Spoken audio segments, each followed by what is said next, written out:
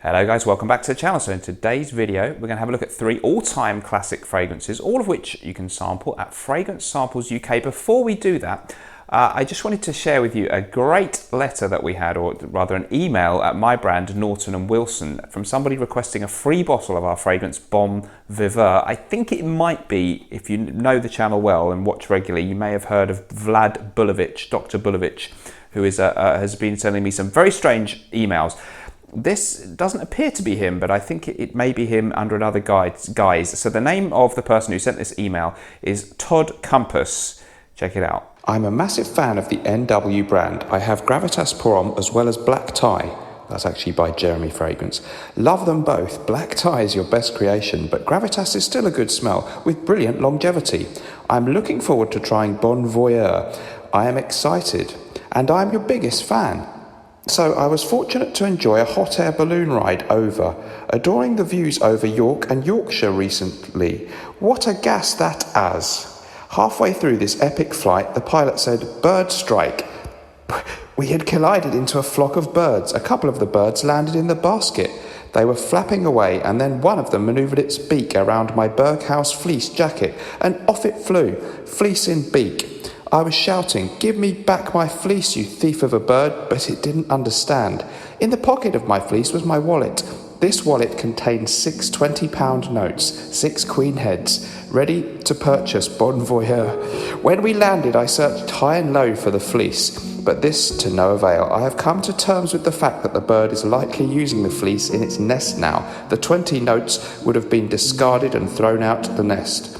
As you can see, this is quite an upsetting experience, and I'm coming to you to request a free bottle of Bon Voyeur. As you can see, I was ready to make that loyal purchase. Would you give this consideration? God bless, Todd.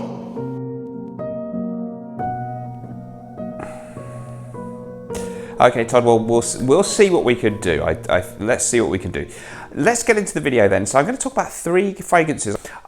Important for you to know that all the fragrances, all 3 of them, are available to sample at Fragrance Samples UK, along with a huge range of over 1,000 designer and niche fragrances. They're just available in the UK. If you're elsewhere in the world, obviously these fragrances should still be of interest to you. Fragrance Samples UK though, I just think that if you are in the UK, the range there is a fantastic range of fragrances. Not only some of the big hitters from maybe designer houses and some of the obvious big niche houses, but a lot of the new brands that come out, people, you know, Bortnikoff, people like that, Arige Ladore. You can sample some of these very exciting new artisanal niche houses there too, and sampling fragrances is the way to go to avoid wasting money, guys. You got to do it. And by the way, of course, the link to Fragrance Samples UK is in the description. I'm really excited, by the way, to say that our fragrance Bon Viveur from my brand Naughton & Wilson alongside Gravitas Pour Homme is available to sample at Fragrance Samples UK now. Let's talk about 3 fragrances that are really all-time classics, in my opinion. Great creations, important releases. In at least 2 of them can be definitely easily regarded as milestone releases in perfumery, and the other one is I think worthy of the status of being regarded as a really top 10 out of 10 type fragrance, but somewhat underrated, I think, by fragrance aficionados. And I thought that would be a fun subject. So we've got 3 fragrances. A couple of them are from a few years back and one of them a little bit more recent. Let me know in the comments down below what you think of these. First up then, we're going to talk about a fragrance that is kind of almost a cliche, probably a nothing special fragrance for so many of us who are into fragrances. It's one that was really popular in the late 90s and well into the 2000s, and apparently is the most well sold fragrance, men's fragrance of all time, last time anyone checked, and that may give it away. It's going to be Acqua di Gio from Giorgio Armani. I'm saying that enough times passed since this was like the cliched thing that the average guy wore, that maybe we can start wearing it again and look at it in a new light. It's a superb citrus aquatic fragrance, I think we would call this one. So the release was way back in 1996, mid-90s, and the 2 perfumers who combined here were Alberto Marias and Annick Minardo. It's an aquatic, citrusy, ozonic, fresh, maybe kind of shower gel-esque fragrance. I've never been sure that I totally love it. It's never been a big signature scent for me, but I really respect this as one of the absolute flag bearers for that genre of perfumes that came out in the mid-90s, and therefore I think everyone should at least try it and have some familiarity with it, if not actually opt for a full bottle. So guys, you know, if you like, get yourself a sample and come back to me. I'll try and check back on this video and let me know if you revisit Armani Acqua di Gio and think that it's still rather an important and fantastic creation. I don't think it's a 10 out of 10 fragrance that I love to wear all the time, but I think it's a magnificent creation in the aquatic citrus genre. Around the same time, we had L'Eau d'Essai from Issey Miyake coming out in the mid-90s, and then since then we've had a plethora of ozonic aquatic type fragrances. My signature scent for many years was Chanel one, Allure Homme Sport. Note listing for this one, it's as long as they get really. I'm going to whiz through them though. Here we go. We've got lime, lemon, bergamot, jasmine, cedar, orange, mandarin, neroli, sea notes, jasmine, cologne, peach, freesia, cyclamen, hyacinth, loads of florals, rosemary, violet, coriander, nutmeg, rose, mignonette, whatever that is, white musk, oak moss, patchouli and amber. Well, God knows you won't pick up on all that stuff, but I'm sure it's all in there, and probably a load of other ingredients that are not listed. But the fragrances, I actually sprayed it in the crux of my arm here. It's coming through the suit. Let's put it a bit on the jacket too. Okay, obviously it's vibrant, it's fresh, it's super crisp. It's not particularly natural smelling. I'm sure there are some natural citrus oils in there, but it's a very pleasant synthetic citrus type of accord mixed with definite floral tones, a certain greenness, but definitely this very ozonic, almost semi-metallic, but not quite metallic, a little bit of a synthetic representation of sea spray or something like that. Very cleverly marketed. You know, Acqua di Gio was the correct name for the fragrance. It looks aquatic, it smells aquatic, it moves away from classic 80s, early 90s style fragrances that were aromatic fougères, that were very masculine smelling. It's kind of unisex smelling, but it's kind of a really nice men's shower gel type of fragrance, but it's got a little bit more to it than that. It was very, very influential, and it was hugely, hugely popular, and for that reason I think, you know, as the apparently, at least at one point a few years ago, people were saying the biggest selling men's fragrance ever. Total all-time classic. Good performance because they've maybe harnessed some synthetic accords to keep it fresh and yet make the smell stick around. You do get really good performance. Mine's a fairly modern bottle. I know people prefer Acqua di Gio Profumo. You can obviously try that at Fragrance Samples UK. You might want to do an A-B comparison, and there's some other flankers that are pretty good.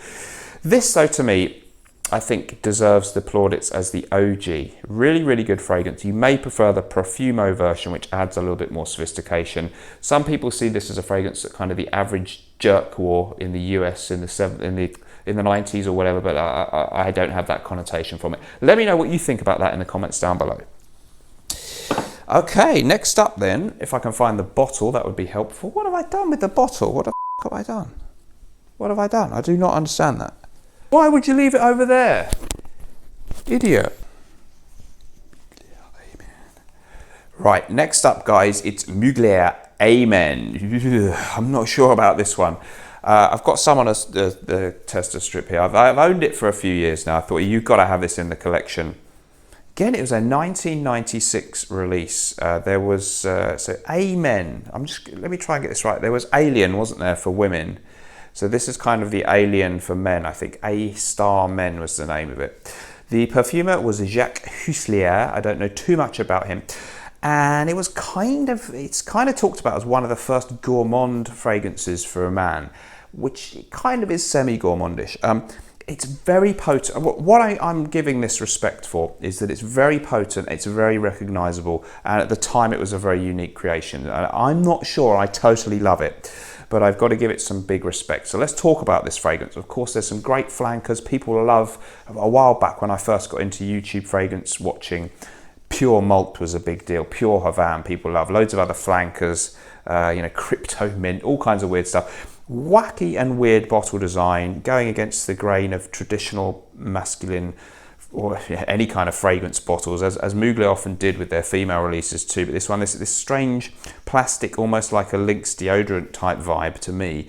But it's unique, I'll give it that. Many people don't love it. and I'm not sure I do, but it's unique. Now the note listing, I'm going to try and talk quick here. You've got lavender, mint, fruit, spicy notes, coriander. We've got green notes, bergamot, caramel, patchouli, very important in this one, honey, milk, according to Fragrantica, cedar, jasmine, lily of the valley, coffee, yes, patchouli, vanilla, tonka bean, amber, benzoin, sandalwood, and musk. So you get this this very tarry effect. Many people talk about this as a burnt rubber tar thing, and that is in there. There's a heavy patchouli note.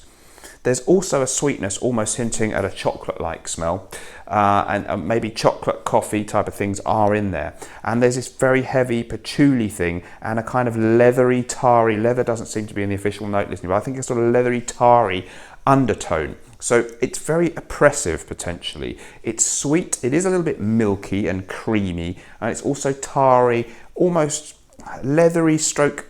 I wouldn't quite go as far, I'm gonna have to pick it up, I wouldn't go as far as to say smoky, but there's something that is definitely polarizing. You're going to like it or you're not, but it's distinctive, it's powerful. It does kind of smell masculine because of that leathery, tarry kind of undertone, but it's also sweet and sensual in a way at the same time.